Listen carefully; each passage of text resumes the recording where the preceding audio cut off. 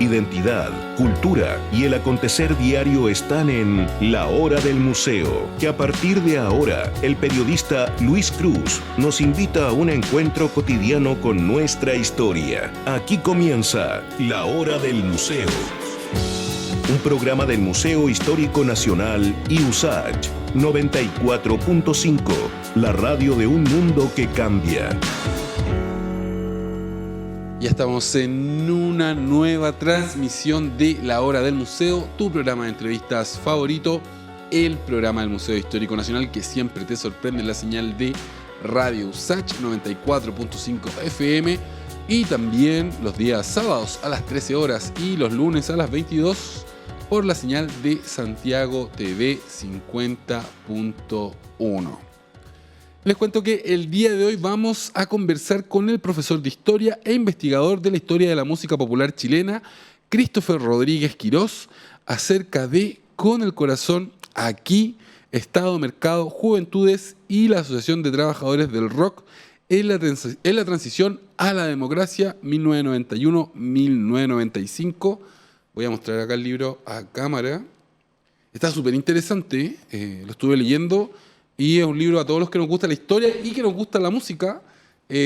Hace aquí un muy buen maridaje entre estos dos temas. ¿Cómo estás, Christopher? Gusto tenerte acá. Hola, gracias a ti, Luis. ¿Cómo estás? Bien también. Lleno de preguntas. Es un libro muy sugerente.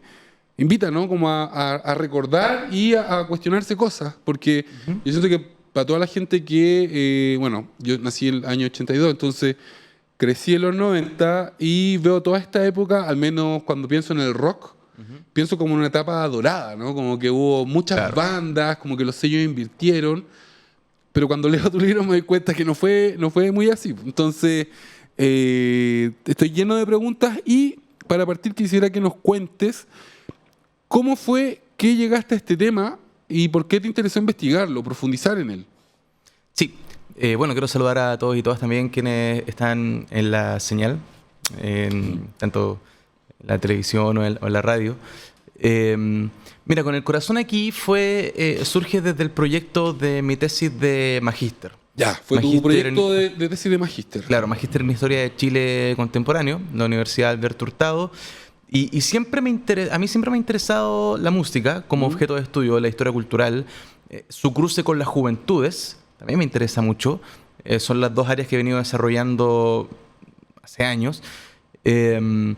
Y creo que hay un vacío en la década del 90 que se había explotado poco. Y si es que se había investigado era siempre como desde el periodismo, desde la crónica, pero no desde la historia. Hay muy buenos trabajos de historia de la música en Chile, hechos por historiadores, pero no han abordado la década del 90. En otros periodos, por ejemplo, la nueva canción chilena, ¿no? Es un periodo que todo eso ha sido muy estudiado, muy bien estudiado con las herramientas que entrega la historiografía. La contracultura de los años 80, etc. El hipismo de Cap, nueva canción, es probablemente lo más estudiado. Pero también, por ejemplo, el jazz. Hay buenas investigaciones de jazz en Chile. Hay muy buenas investigaciones de jazz y hay muy buenas investigaciones de músicas regionales. También. En Coquimbo, la escena de Coquimbo, la escena de Valparaíso, Antofagasta.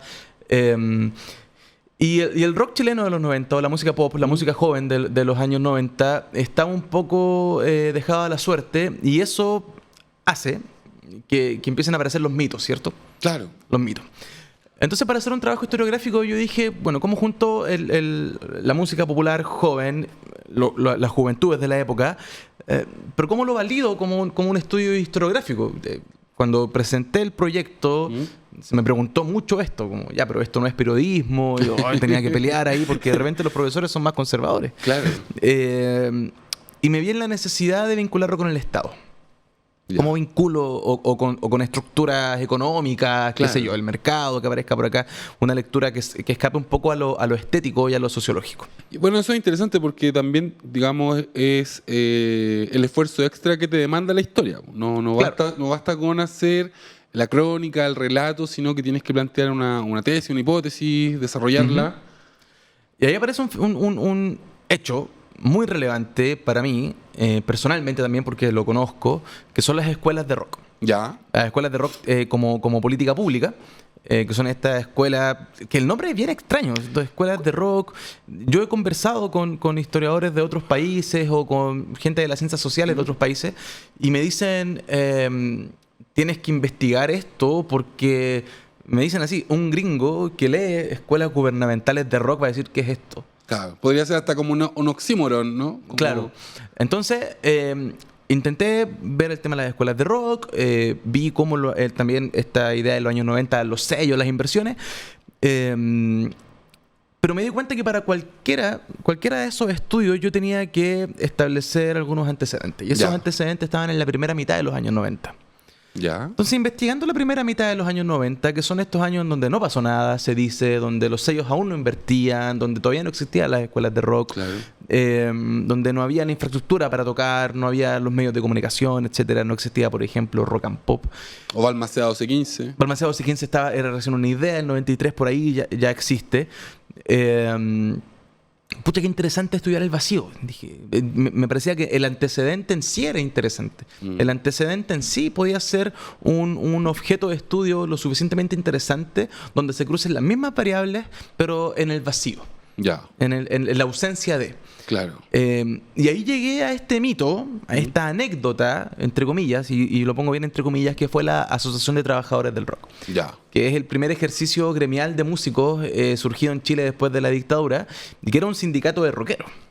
Lo cual... Eso también suena muy extraño, ¿no? Como rockeros sindicalizados. Sí.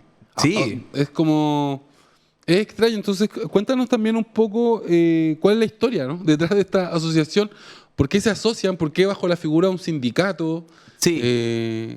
Como que lo más cercano que se me ocurre es el sindicato de actores, por ejemplo, SIDARTE. Claro que tiene años y de hecho, si nosotros lo vemos a la luz de la actualidad, nosotros nos vamos a encontrar en los actores a un grupo súper fuerte desde el punto de vista gremial, desde el punto de vista por ejemplo, del trabajo. los actores yo creo que son de las disciplinas culturales la disciplina que más ministros ha tenido, por ejemplo. Sí, los actores, ocurre con los actores que se entienden a sí mismos como trabajadores. Claro. Los músicos no tanto.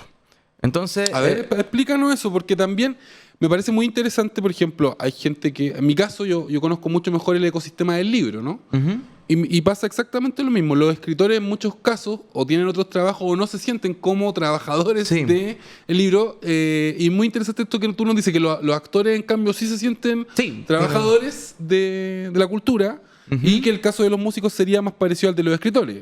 Sí, hay una cuestión bien evidente de que a los músicos les ha costado mucho asociarse. Hay estudios sobre asociación de músicos en Chile y sin duda hubo una época como dorada del músico profesional en Chile, del músico de orquesta, del músico de jazz, Claro. en los años 30, 40, donde habían organizaciones de compositores, en fin. Pero no sé, con el boom, la llegada de las industrias, con el desarrollo de este músico que se hace a sí mismo, que es el músico popular, Ya. que no estudia en una escuela de música, ¿cierto? como era necesariamente, antiguamente, y esta explosión de muchos artistas que surgen desde la habitación de su casa.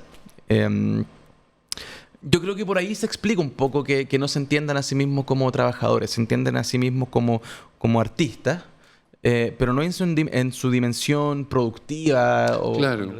Eso ha ido cambiando y con el tiempo han ido surgiendo iniciativas o gremios de a poco que han puesto esto en la mesa. Hoy en día un ejemplo son las asociaciones de músicas, Claro. ¿cierto? Que tienen 2, 3 o 4 asociaciones diferentes donde organizan redes de trabajo, donde, qué sé yo, se apoyan entre ellas, en fin. Pero a principios de los 90 esto todavía estaba muy en el aire aún. Lo único que teníamos en Chile era el sindicato folcloristas, por ejemplo, que Ya. siempre ha sido bien, bien sólido, aunque hoy podríamos decir que es más bien tiene un peso más bien cultural que sindical, y la SCD. Bueno, la SCD es una institución SCD. ligada a la música que sí funciona y que tiene un peso específico fuerte, Claro. cobra los royalties y digamos genera recursos, ¿no? Y paga los royalties a los artistas, a los músicos. La SCD es súper importante, pero yo creo que la SCD no es un sindicato. No, po. La SCD es una administración de derechos de autor. Una Claro. FP, podríamos decir. Claro, podría ser- es una se podría- administradora, claro. recauda, administra derechos de autor y luego los distribuye. y que ha tenido que tomar actitudes o ha tenido que hacer proyectos propios de una asociación gremial porque es el único organismo fuerte que hay en Chile. Claro. Así de fuerte, que puede conversar, sentarse a la mesa con el Ministerio de Cultura, que puede sentarse a la mesa con la Archi, por ejemplo. Claro. Como lo ha tiene hecho. presencia en los medios de comunicación masivos también, no olvidemos de eso. O sea, Claro. Los medios de comunicación masivos no le abren la puerta Claro. a cualquier asociación, ¿no? Claro, pero en rigor, la SCD no es un sindicato. Claro.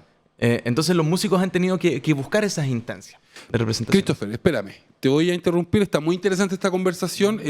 Para todos los que están escuchando esta entrevista, les cuento que hoy estoy conversando con el investigador de la historia de la música popular chilena, Christopher Rodríguez, acerca de su nuevo libro, se llama Con el corazón aquí, lo tengo aquí, ahí, ya, ahí sí nos sincronizamos con la cámara.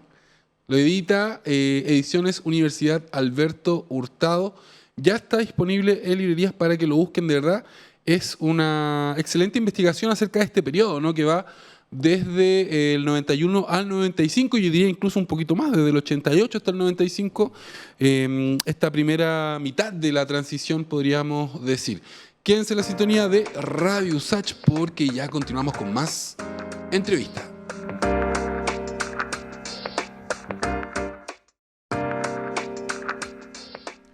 Y ya estamos de vuelta en tu programa favorito, La Hora del Museo, el programa del Museo Histórico Nacional que siempre te sorprende y también me sorprende a mí en la señal de Radio Usach 94.5 FM y también los lunes y los sábados a través de la señal de Santiago TV, los lunes a las 22 horas y los sábados a las 13 horas. Además les recuerdo que todo el contenido que nosotros generamos en formato híbrido, es decir, para radio y para televisión, las dos entrevistas semanales que hacemos para radio y televisión, quedan almacenadas en nuestro canal de YouTube. Nos pueden buscar ahí, hay harto contenido ya con entrevistas.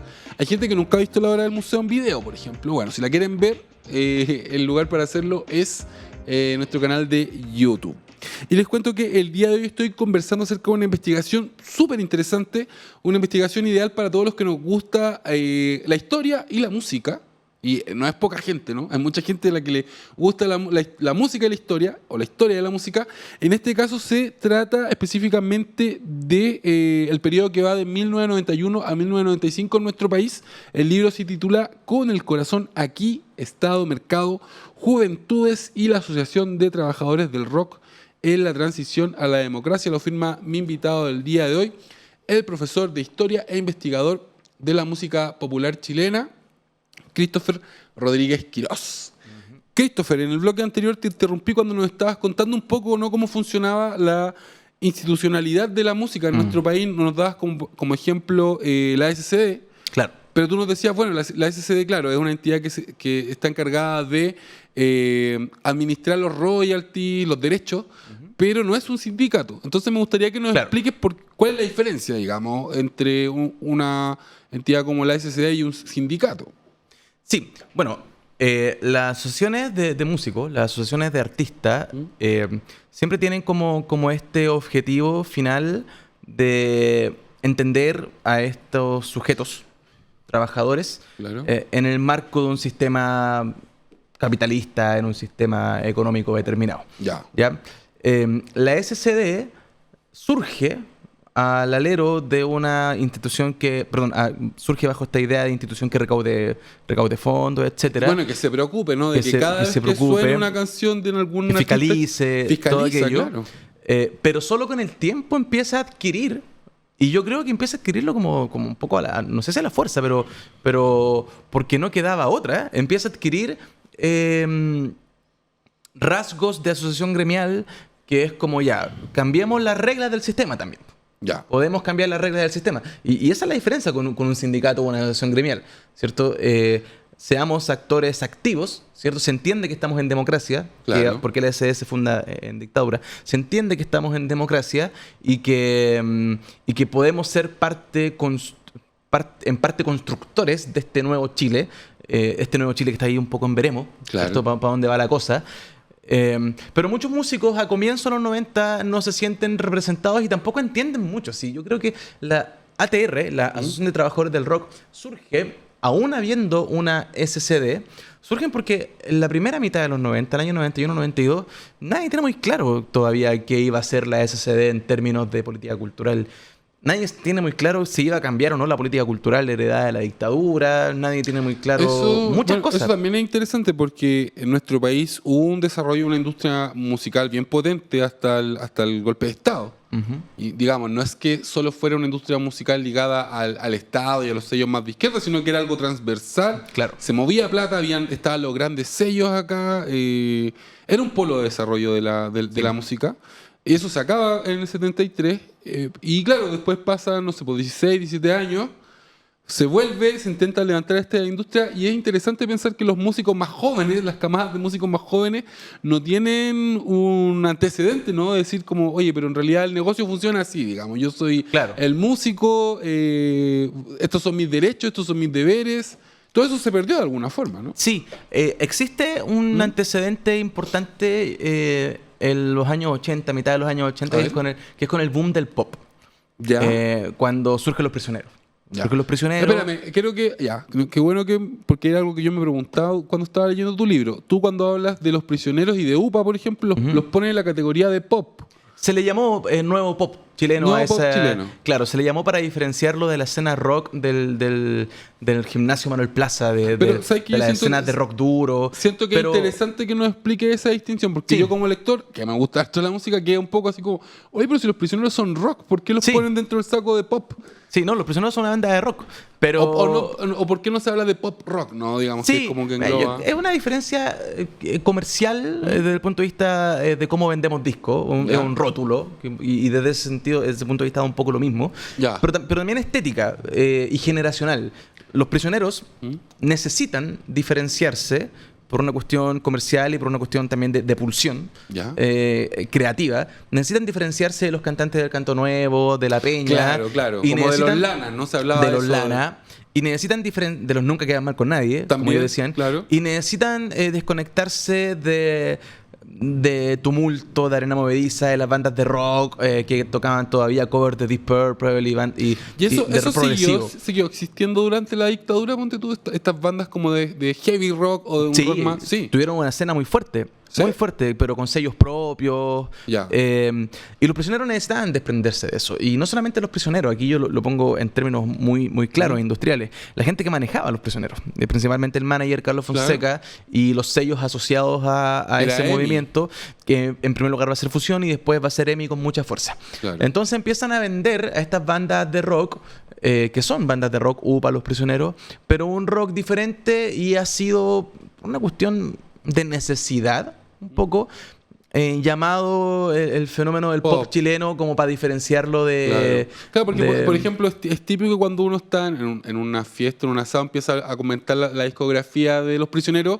Y claro, todos llegamos al corazón y decimos, no, pues ahí es cuando el grupo hace el giro hacia el pop y Jorge González abraza la batería electrónica y hay como todo un pero antes siempre estuvo bebiendo de otras influencias, pues de bandas, digamos, más como de la escena punk inglesa, podríamos decir, como The Clash. Sí, el primer disco muy, muy The Clash y toda la New Wave de guitarras, pero en el segundo disco Los Prisioneros ya están metiendo máquinas es cierto, es verdad. Y hay una lectura que yo creo que tiene que ver con esa era del pop que todos lo han mirado, hay mucha gente que lo ha estudiado, que lo mira como lo que estaba pasando en Inglaterra. Si la New Wave finalmente es un gran movimiento de pop. La influencia de New Order, de Depeche Mode, de todas esas bandas. De Cure incluso. Cure también. Todo eso, si bien hay artistas de rock entre medio, es un gran fenómeno de la música pop. Es un gran fenómeno. Está Culture Club. También, claro. Y podemos meter incluso a, no sé, insisto con The Cure porque es una banda de guitarra, pero está dentro de este saco de una gran ola del pop británico. O sea, que influencia incluso hasta Argentina. Si uno ve, por ejemplo, el look de Soda Stereo en esa época, era muy The Cure también, pues había como un diálogo muy... Y bandas también chilenas. No era el caso de Los Prisioneros, que nunca se escarmenaron el pelo, digamos. No, después al final adquieren esa estética más new romantic en Corazones, pero antes no. El asunto es que, claro, les van a decir pop porque el rock era otro. Ya. El rock era para diferenciarlo ya. del rock and roll más duro, de los gimnasios que Claro. sonaba. Y esa diferencia en realidad a las bandas de pop les encantaba. Comercialmente hablando funcionaba muy bien. ¿Sí? Uno leía las entrevistas de Carlos Fonseca y él decía a la prensa, les decía, vengan a este festival de música pop. ¿Ya? Aquí se van a encontrar espectáculos de verdad, no como los del Manuel Plaza. Decía.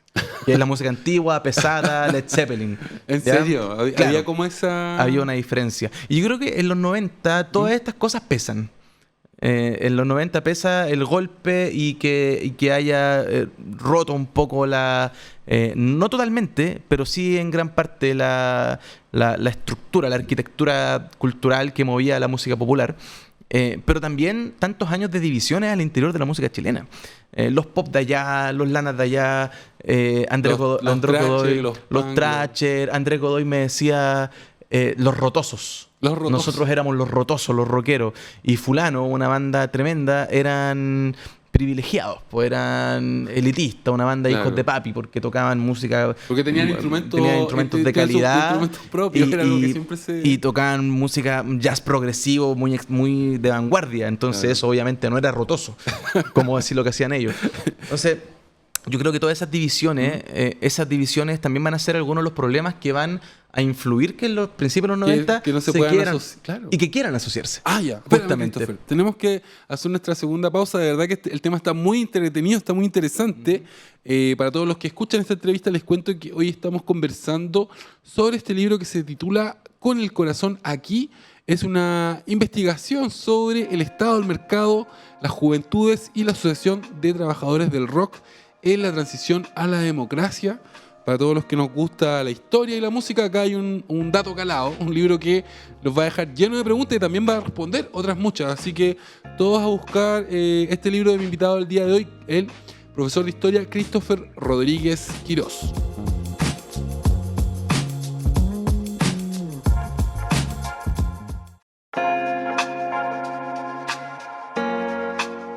Ya estamos de regreso en tu programa de entrevistas favorito, La Hora del Museo, el programa del Museo Histórico Nacional que siempre te sorprende. Y también me sorprende porque los invitados que tenemos acá en La Hora del Museo son muy buenos en la señal de Radio USACH y también de Santiago TV. Recuerden que vamos por radio y televisión,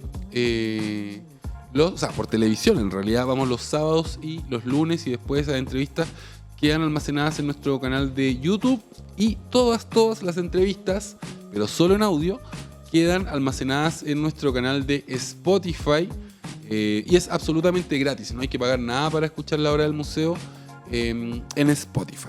Dicho esto, les voy a contar que el día de hoy estoy conversando acerca de una investigación que me ha gustado mucho, está muy interesante. El libro se llama Con el corazón aquí, lo firma mi invitado del día de hoy, el profesor de Historia e investigador de la música popular chilena, Christopher Rodríguez Quirós. Christopher, en el bloque anterior nos estabas contando un poco acerca, de podríamos decirlo, heterogéneo, que era la escena rockera en ese momento. Incluso nos aclaraste esto, ¿no? Que se hablaba de pop, pero quizás para algo que nosotros ahora entendemos como rock, ¿no? Uh-huh. Que habían distintas... sonaban distintas las bandas, tenían estilos distintos, pero además habían clases sociales distintas. Y diferencias etarias también. También, pues. Sí. También. Entonces, ¿cómo llegan a asociarse? ¿Cuántas bandas llegan a participar en esto? ¿Participan solo músicos también? Uh-huh. ¿Hay técnicos, roadie, no sé? ¿Quiénes participan de esta asociación? Bien. Estamos a comienzo de los 90. La democracia recién vuelve el año 91. Es a mediados del año 91. Y hay un periodista, es un técnico eléctrico, estudiante de la Universidad de Santiago. De la USACH. Sí. Que decide postular un programa de música rock para la radio USACH. ¿Ya? Para esta radio. Va a ser muy importante la radio USACH en esta historia. El programa se llama Al Margen. Les permiten tener este programa que se llama Al Margen, donde media hora ponía música rock internacional y media hora empezó a poner música chilena.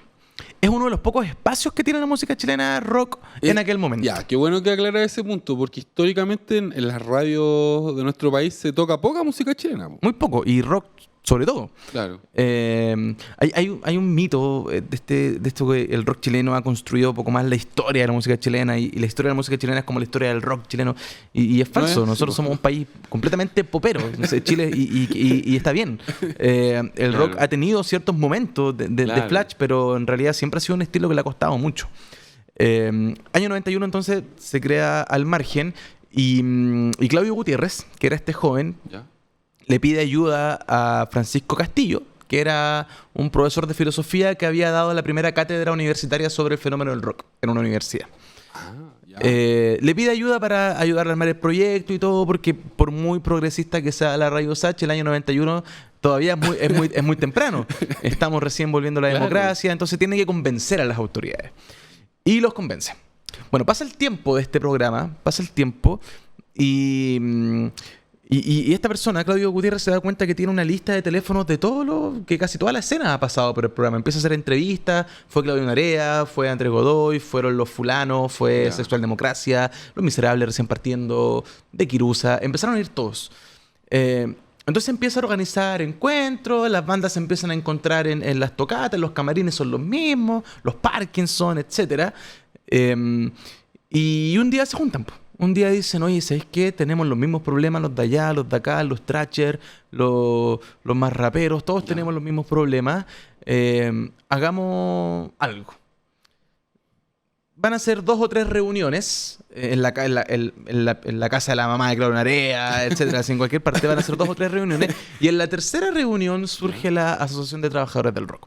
La tercera reunión ya tienen el nombre y resuelven cosas esenciales como no es de músicos solamente, sino que va a ser de trabajadores también. Hay algo muy importante. Sí, van a haber técnicos, va a haber periodistas, va a haber gente que venga del mundo de la producción. Van a estar ahí. Muy importante es Francisco Conejeras, por ejemplo, que era el editor de la revista El Carrete, una revista muy popular a finales de los 80. ¿Por qué es tan importante Francisco Conejeras? Porque Francisco Conejeras va a ser quien le va a dar espacio a todas estas bandas cuando no existía prensa. Él abrió una ventana para poder acceder a estas bandas. Claro, y va a demostrar primero que todo de que los músicos tenían también un compromiso ético y político. Entonces, la revista El Carrete, que era una revista de rock, el año 88-89, se entrevista, por ejemplo, el año 89 se entrevista a todos los representantes de los programas de cultura de los candidatos a la presidencia del año 89. ¿Ya? Una revista de rock, pero les importa. Se entrevista a los músicos para ver si votaron o no votaron. Se entrevista a los programadores de radio, una mesa redonda, para ver por qué no están poniendo tal y tal música. Entonces es una revista muy democrática, en donde las portadas van a empezar a ser de músicos chilenos, en donde las entrevistas centrales van a ser de músicos chilenos, van a compartir páginas con Guns N' Roses, por ejemplo, y van a tener una pega en terreno. Vamos a hacer una tocata con bandas chilenas y para poder entrar muestra un cassette chileno. Entonces, la pega de terreno que va a hacer Pancho Conejera va a ser muy importante a la hora de que estos grupos se encuentren y darle un poquito más de forma.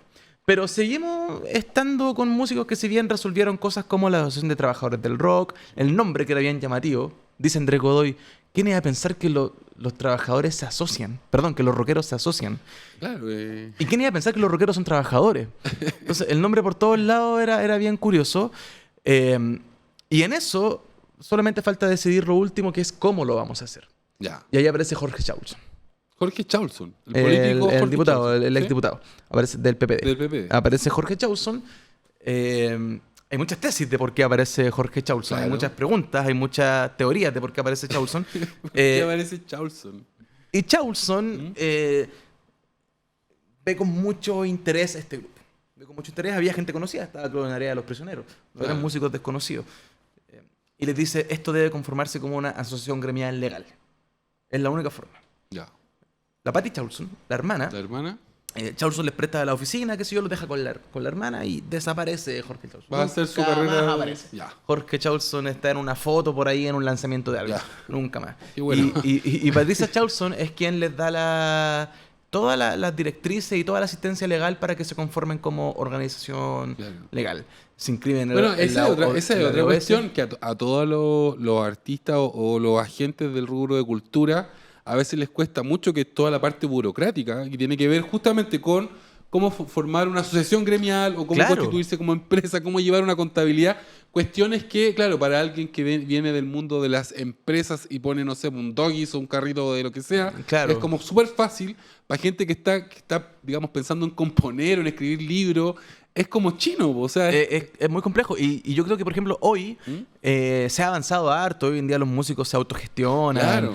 se asocian, tienen que saber postular un fondo, etcétera. claro. Pero en aquel entonces, nada, pues, o sea, Patricia Charlson como que los agarró y se literalmente dijo, ya, se ordenan, los puso en filita, le faltó cortarle el pelo un poco. Los ordenó y les dijo, ya, firmen acá, esto se hace así, ¿ya?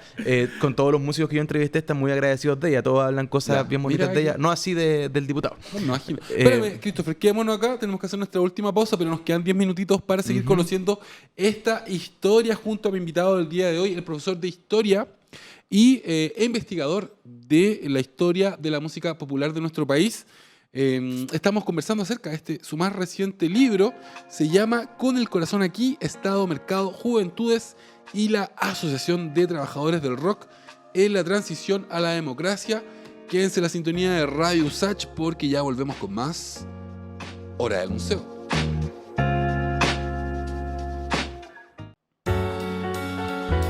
Y estamos de regreso, último bloque de La Hora del Museo, tu programa de entrevistas favorito, el programa del Museo Histórico Nacional que siempre te sorprende en la señal de Radio USACH 94.5 FM y también los sábados a las 13:30, a la 1:30 a través de la señal de Santiago TV y los lunes a las 22 también a través de la señal de Santiago TV, que es la 50.1 en digital y también lo pueden ver a través de internet.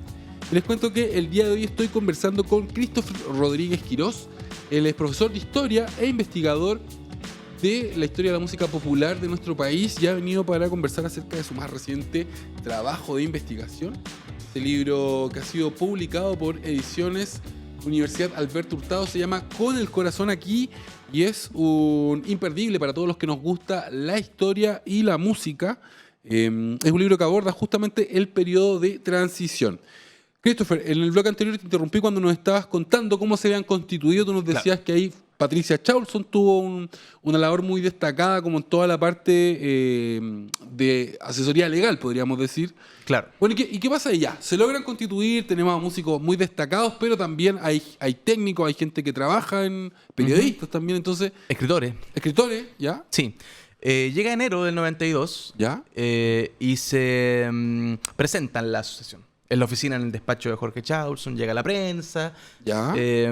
y firman una serie de personas donde va a estar incluso Beto Cuevas, por ejemplo. O sea, va a haber gente que ya le estaba yendo bien en esa Claro. época.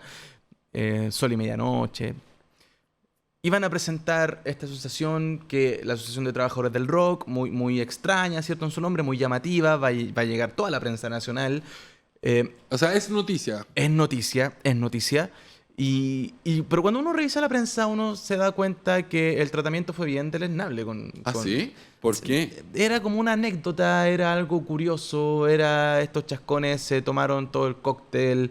Ya, se puso el foco en eso. Se puso el foco en eso, en la chaqueta de cuero al lado de la corbata, ¿cierto? Ojalá que se ordenen, etc. Bueno, y ahí plantean sus petitorios. Sus petitorios iban principalmente a sonar en la radio. O sea, había muchas cosas más, se pensaron hacer escuelas formativas, se pensaron hacer políticas de, no sé, seguridad social para los músicos, pero principalmente activar una red laboral, económica, que iba a pasar si sonaban en la radio. En la ecuación era muy sencilla para ellos.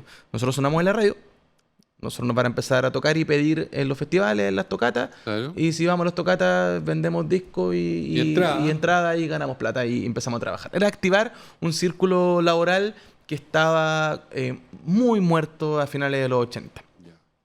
Un círculo laboral, porque la escena cultural estaba con todo, estaba todo pasando. O sea, a finales de los 80 y principios de los 90 hay una cantidad de grupos impresionantes sonando de todos los estilos, pero lo que pasa es que no están sonando, no están trabajando, no están Claro. siendo grabados. Rápidamente, el mismo Charlson en esa conferencia de prensa dice, literalmente, le preguntan, ¿esto entonces usted quiere obligar a la radio a poner música chilena? Y dice, no, no se trata de obligar porque sería inconstitucional. Poniéndole un poco al tiro una piedra encima a la idea, y desde ahí en adelante nunca más se pudo consumar y no siguieron en ese propósito. Que era lograr tener el 20% de... No había todavía No había un porcentaje, pero lo cierto es que es el primer gran antecedente para una ley de cuota en Chile. Claro. Que después, el año 2015, cuando se estaba discutiendo en Chile, va a ser todavía muy polémico. Todavía la respuesta va a ser la misma de parte de la Claro. Archi, que va a ser inconstitucional, de parte de, no sé, en la Cámara de Un Diputados. atentado contra la libertad. Contra la libertad, ¿cierto? Etcétera. El mismo chileno, muchos chilenos de a pie, ciertos ciudadanos, decían en las encuestas que la música chilena es fome, ¿para qué? Claro. ¿Cierto? Bueno, son discusiones que están ahí también. Finalmente no pueden lograrlo y van a tener que relacionarse con el Ministerio de la Cultura, con la institucionalidad cultural, mediante los instrumentos que tiene la institucionalidad cultural en esa época, Ya. que es los fondos. Ya, los Van a fondos de empezar cultura. Los fondos fondar. de cultura. Fondar. Van a postular unos fondar, van a poder grabar algunos discos con el corazón aquí, por eso se llama así el libro, el más famoso de todos, un compilado de cerca de 40 bandas, Ya. conocidas, desconocidas, parte con congreso, en fin, Ya. la escena Es metalera. como una antología de bandas. Mauricio de ese Redolés, momento. claro, Ya. es una de las primeras grabaciones en CD que hay en Chile, porque el argumento de las radios para no poner música chilena era técnico, es que no está grabada en CD, hoy en día ponemos música en CD, pero la verdad es que una vez teniendo ese compilado tampoco lo ponían porque el argumento era político, el argumento era editorial, etcétera. Luego entonces al ver fracasado ese intento de que suene música chilena en la radio, no pudieron ni por una ley constitucional ni tampoco pudieron a través de los fondos porque no los pescaron, decidieron hacer como un recambio en los votos, ¿cierto? Y decir, bueno, entonces preocupémonos de lo social y Ya. nuestra relación con la juventud. Y ahí empiezan los primeros intentos porque la ATR contribuya a sanear a una juventud cuyos diagnósticos transversales decían que estaba dañada.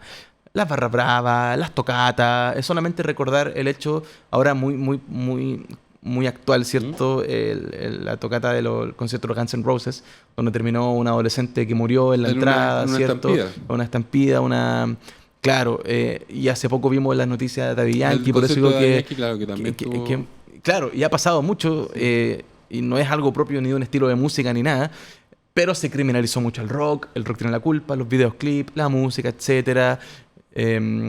Está el tema, es una época en donde todavía está la ley de detención por sospecha y donde el Instituto Nacional de la Juventud está luchando porque se elimine la ley por sospecha, y todavía hay gente que lo consideraba súper positivo. Estamos en una época donde a Iron Maiden se le prohibió venir a tocar, digamos, donde la iglesia tenía un enorme poder Exactamente, o y el sea, rock era, digamos, el diablo, podríamos decir. en ese contexto, la ATR va a crear, a proyectar muchos festivales Ya. y se van a caer. Porque las marcas se iban. ¿En serio? Sí, y esto pasa a la luz de la prensa. Las fuentes muestran cómo las noticias hablan justamente de que la prensa se va porque, perdón, las marcas se van porque no quieren ver su marca vinculadas a una banda de rock porque tenía muy mala fama. O sea, esto es algo muy desconocido que hay en Chile. Se sabe que durante la época de los hippies había también una mirada muy... que deleznaba mucho Claro. a los hippies, pero en los 90 también. En los 90 también con los músicos chilenos. Mucho. Y eso va a empezar a cambiar en el año 95 cuando vienen los sellos y ahí recién viene el boom de Que nuevo la con parte, es la Lucibel. parte, digamos, esplendorosa de La- los la 90, parte- con el boom de los tres, por ejemplo. Claro. Pero todo eso hubiese sido imposible y esa es una de las hipótesis de mi investigación. Es una de las cosas que yo intento demostrar. La ATR no fue quien causó que luego venga esta segunda era de boom al fin. Pero sin la ATR hubiese costado o se hubiese demorado más. Ya. ¿Ya? El antecedente que componen estos músicos organizados es muy bonito en esa época porque va a dar cuenta de muchas cosas al mismo tiempo. Va a dar cuenta de un estado de la juventud, va a dar cuenta de un estado del mercado, va a dar cuenta de una política cultural y todo eso va a dar cuenta del espíritu de la transición, el espíritu de la medida de lo posible, el espíritu Claro. ¿cierto? De consenso. Recuerda que Tironi decía el consenso democrático significa que no todo lo que hizo el otro está mal.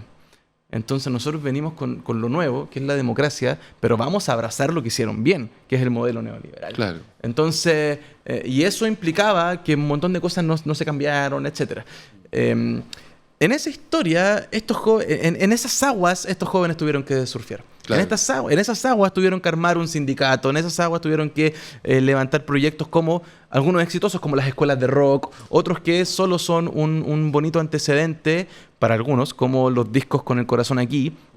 Pero cuando uno lee la historia con 30 años de diferencia, y uno ve, por ejemplo, en el estallido social no fueron 30 pesos, fueron 30 años, y vemos un llamado a investigar estos 30 años, yo creo que es fundamental mirar a la juventud de los 30 años. Claro. Yo creo que mirar a la juventud de los 90 es clave para entender estos 30 años, y yo creo que no podemos entender a las juventudes sin pasar por su música. Y en eso la historia de la ATR es súper valiosa, es súper rica, es súper generosa, porque nos cuenta muchas cosas a la vez. Claro, claro. Es bien interesante eso, ¿no? Que esta historia, claro, nos habla de música, pero no solo nos habla de música, también nos habla de los medios de comunicación, de la política, de la relación entre la industria cultural y los productores de cultura, que siempre es tensa.